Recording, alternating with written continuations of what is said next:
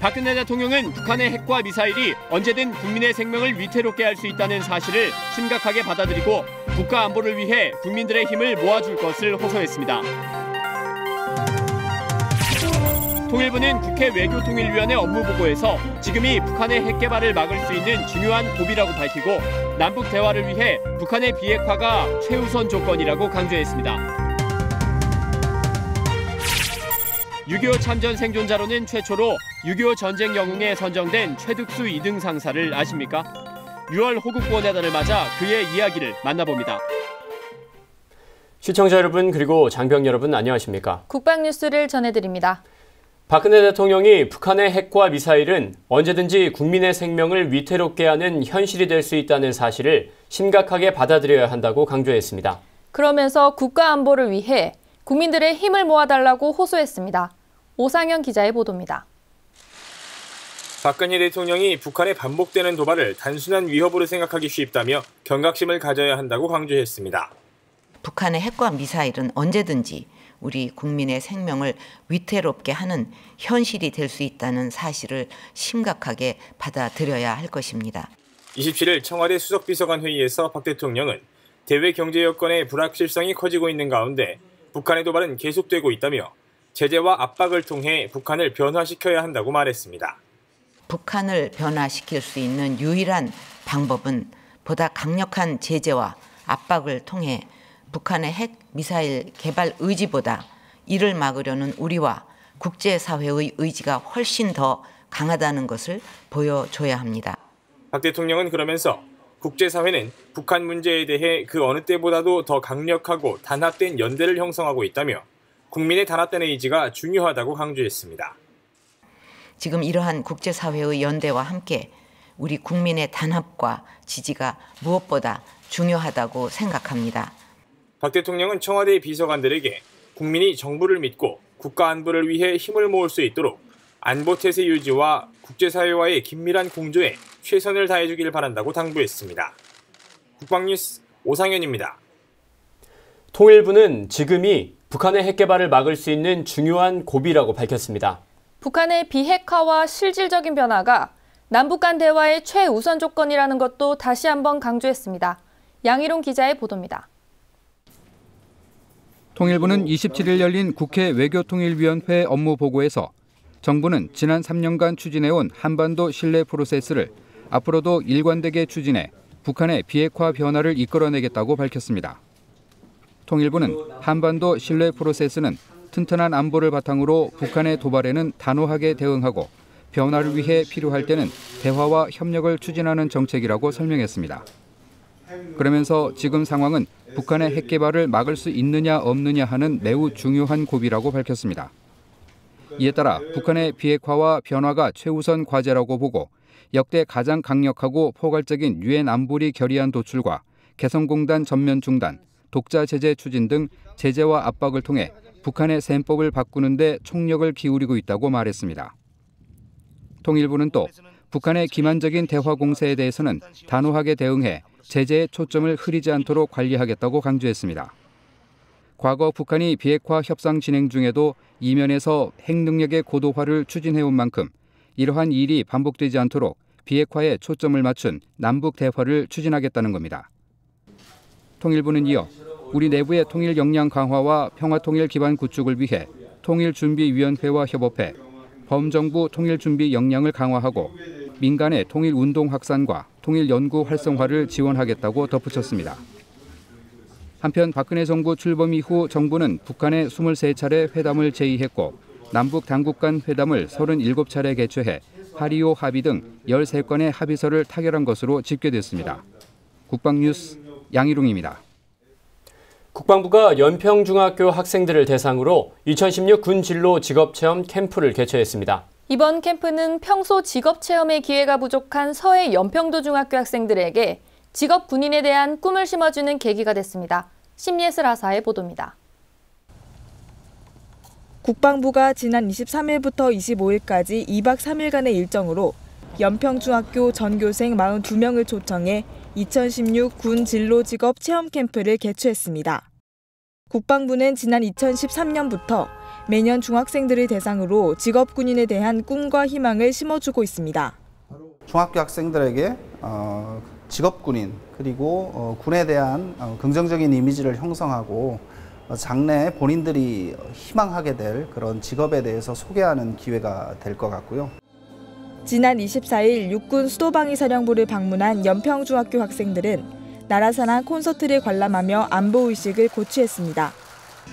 일제강점기 독립투사들의 이야기를 다룬 뮤지컬 영웅과 아름다운 나라 등 감동적인 무대를 보고 눈물을 흘리기도 하고 최근 인기를 끌었던 곡 걱정 말아요 그대와 댄스 퍼포먼스 무대가 펼쳐지자 박수갈채를 보내기도 했습니다. 나라사랑 콘서트가 끝난 후에는 장병들의 생활관을 둘러보고 장병들이 사용하는 각종 장비들을 직접 체험해보는 시간도 가졌습니다. TV로만 보던 이제 군인들이 사용하시는 무기들을 직접 체험하고 그러니까 색다른 경험이 되었던 것 같습니다. 학생들은 이어 황인무 국방차관을 비롯해 현역 장군과의 대화를 통해 국방 관련 직업과 업무를 충분히 이해하는 시간도 가졌습니다. 군대는 키가 작고 큰 거하고는 전혀 상관이 없습니다. 생각과 건강이 어떠냐 그런 기준에 의해서 군에 올 수 있기 때문에 전혀 걱정할 필요가 없습니다. 국방부는 올해 전국적으로 약 12만 명의 중학생들에게 진로 직업 체험 기회를 제공할 예정입니다. 국방뉴스 심예슬입니다. 육군과 제주도가 공동으로 제주 지역 6.25 참전 용사에 대한 무공훈장 수여식을 가졌습니다. 육군은 지난해 말부터 확인 작업을 벌여 158명의 대상자를 확인하고 이 중 유가족이 확인된 30명의 수훈자에게 훈장을 수여했습니다. 김지한 기자입니다. 육군이 제주도와 공동으로 6.25 참전용사 무공훈장 수여 행사를 가졌습니다. 유공자들은 6.25 전쟁에 참전해 전투유공으로 무공훈장 명령은 발령됐지만 긴박한 전장 상황 때문에 훈장을 받지 못한 참전용사들로 고인들을 대신해 유가족이 훈장을 받았습니다.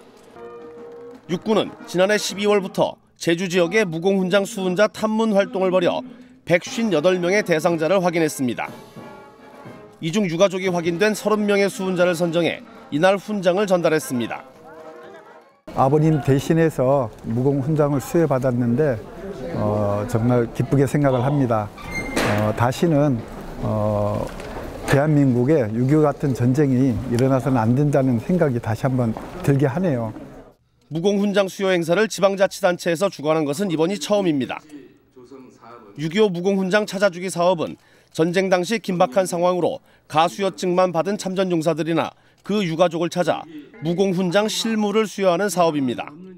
앞으로도 육군은 6.25 무공훈장 찾아주기 사업을 지속적으로 추진해서 선배 전우들의 명예를 선양할 수 있도록 적극 노력하겠습니다. 육군은 1955년부터 현재까지 수훈 대상자 16만 2천여 명 중 10만 4천여 명에게 무공훈장을 교부했으며 아직 훈장을 찾지 못한 유공자는 5만 8천여 명에 이릅니다. 국방뉴스 김지한입니다. 육군 65사단이 지난 24일 중고등학생과 대학생을 대상으로 안보교육과 나라사랑 콘서트를 실시했습니다. 지역 청소년들에게 호국보훈의 참뜻을 알리고 나라를 사랑하는 마음을 심어주기 위해 열린 이번 나라사랑 콘서트에는 경민대학교와 경민중학교, 경민IT고등학교 등 6개 학교에서 2천여 명의 학생들이 참석했습니다. 65사단은 강의 위주로 이루어진 기존의 안보교육 틀에서 벗어나 학생들이 보다 더 쉽게 공감하고 이해할 수 있는 방향으로 이번 나라사랑 콘서트를 기획했습니다. 강의와 영상을 통해 교육을 하고 난 후 그 내용과 관련된 음악과 춤 등 청소년들에게 친숙한 장르의 공연을 펼치고 학생들이 직접 참여할 수 있는 시간도 마련해 교육 효과를 높였습니다. 부대는 이번 행사가 학생들이 국가관과 안보관을 확립하는 계기가 됐다며 앞으로도 다양한 문화 콘텐츠를 통해 국민들에게 안보 교육을 제공할 것이라고 밝혔습니다. 육군 포병학교가 지역 주민을 초청해 6.25 전쟁을 상기하는 행사를 열었습니다. 포병 화력 시범과 군을 체험하는 다양한 행사를 통해 군과 민이 신뢰를 쌓는 기회였습니다. 김하영 기자가 보도합니다.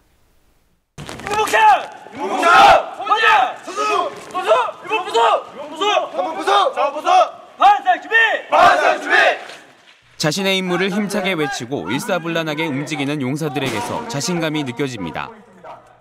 뒤이어 세차게 내리는 비를 뚫고 105mm 견인포와 K9 자주포가 불을 뿜습니다. 부대를 찾은 지역 주민들은 강력한 위력의 포병 사격을 통해 우리 군의 위용을 지척에서 체감합니다. 육군 포병학교가 호국보훈의 달을 맞아 시행한 6.25 전쟁 상기 지역 주민 초청 행사. 6.25 전쟁을 상기하며 선배 전우들의 숭고한 희생을 기리고 지역과 군 발전을 위해 민관군이 화합하고 소통하자는 취지에서 열린 이번 행사에는 지역 주요 기관장과 주민, 학생, 장병 가족 등 600여 명이 참석했습니다. 행사는 화력 시범을 비롯해 6.25 전쟁 사진전과 장비 견학, 주먹밥 취식 등 지역 주민과 군이 어우러지는 자리들로 구성됐습니다. 국민과 군이 함께 힘을 모아 이겨낸 6.25 전쟁이라는 큰 시련을 우리 장병들이 지역 주민과 함께 상기하고 막강해진 우리 군의 위용을 직접 체험함으로써 민관군 모두의 안보 공감대 형성에 큰 도움이 됐다고 생각합니다. 앞으로도 지역과 상생하고 국민의 군으로서 최선의 노력을 다하겠습니다. 한편 이날 포병학교는 예하부대인 변희중대대 현판식 행사도 함께 거행했습니다. 망한 변희중 선생은 임진왜란 당시 사제를 들여 화차 300량을 개량 제작해 권율 장군에게 전달함으로써 행주대첩에 크게 기여한 조선중기 문신입니다. 부대가 위치한 장성 지역 출신 위인인 변희중 선생의 이름을 대대 별칭으로 선정함으로써 선생의 나라 사랑 정신을 계승하고 지역 주민들과 더욱 가까워지겠다는 다짐을 나타냈습니다. 육군 포병학교는 그동안 지역 주민들이 보내준 성원에 보답하기 위해 앞으로도 굳건한 안보태세 확립에 최선을 다하며 민군 소통을 위한 활동도 꾸준히 전개해 나갈 계획입니다. 국방뉴스 김하영입니다. 제61기 학사사관 534명의 임관식이 지난 24일 육군 학생군사학교에서 열렸습니다. 이날 임관한 신임장교들은 지난 6월 육군 학생군사학교에 입교해 기본 소양과 전투지휘 능력을 배양했고 보병과 포병, 기갑 등 총 16개 병과로 분류됐습니다. 이날 임관식에서는 김선필 소위가 대통령상을, 김용성 소위가 국무총리상을 수상했습니다.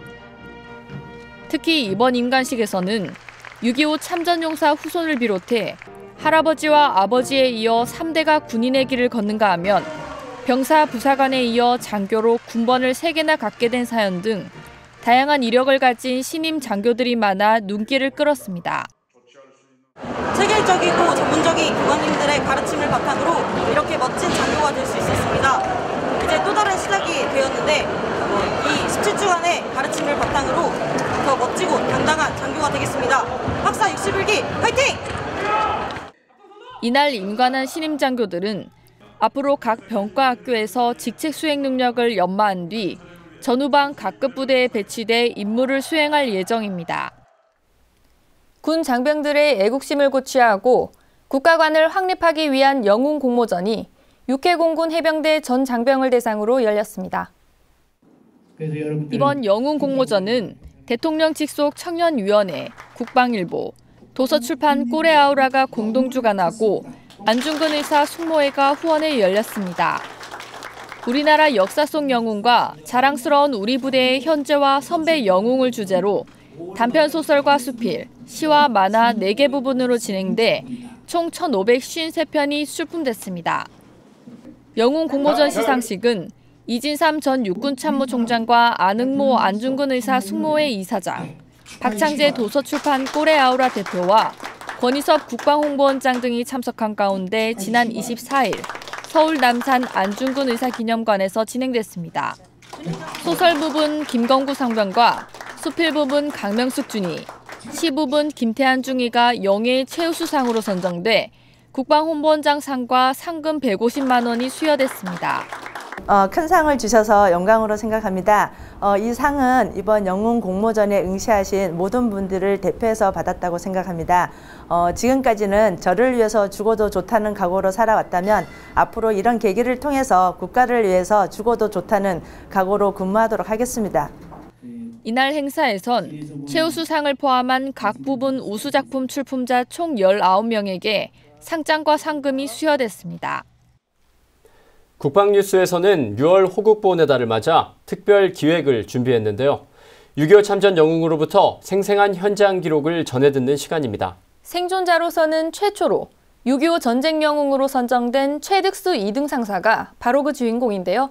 지금부터 함께 만나보시죠. 송민아 기자입니다. 지난 1953년 6월 6.25 전쟁도 막바지에 이르렀지만 한 뼘의 땅이라도 더 차지하려는 남과 북은 서로 뺏고 빼앗기는 치열한 공방전을 펼치고 있었습니다.